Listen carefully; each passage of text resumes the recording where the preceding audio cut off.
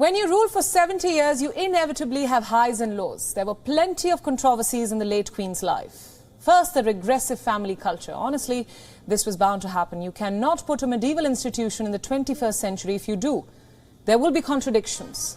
In the Queen's case, she battled a lot of these contradictions. Diana and Charles were clearly not in a happy relationship. Their extramarital affairs were on most front pages.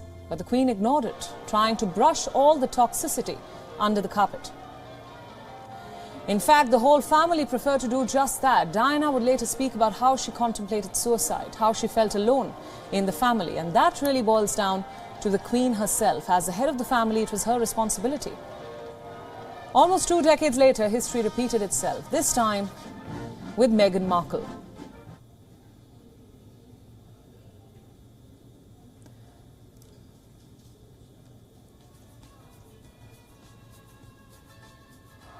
Meghan Markle also said that she faced discrimination and loneliness in the family. All the pressure, all the expectations, it became too much for her to handle.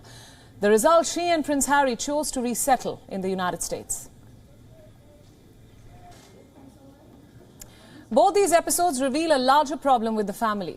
They are torn between happiness and so-called notions of duty. Another issue many historians talk about is the Queen's refusal to apologize for the past.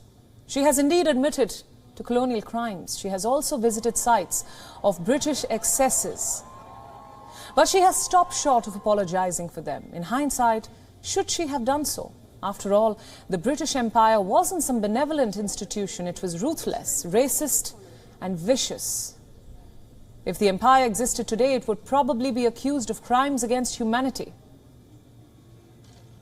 Let's give you some examples. The Jallianwala Bagh massacre, the Bengal famine, the Mama uprising in Kenya. All of these could easily be prosecuted at any tribunal.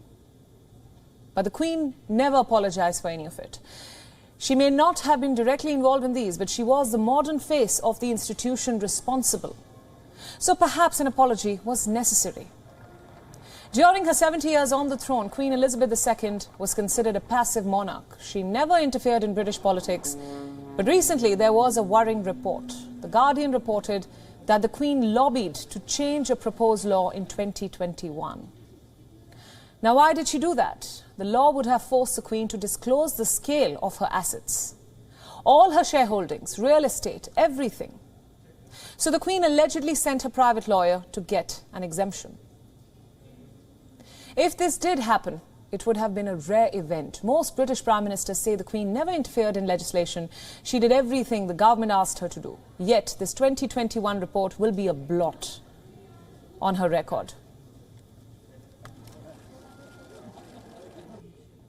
WION World is now available in your country. Download the app now and get all the news updates on the move.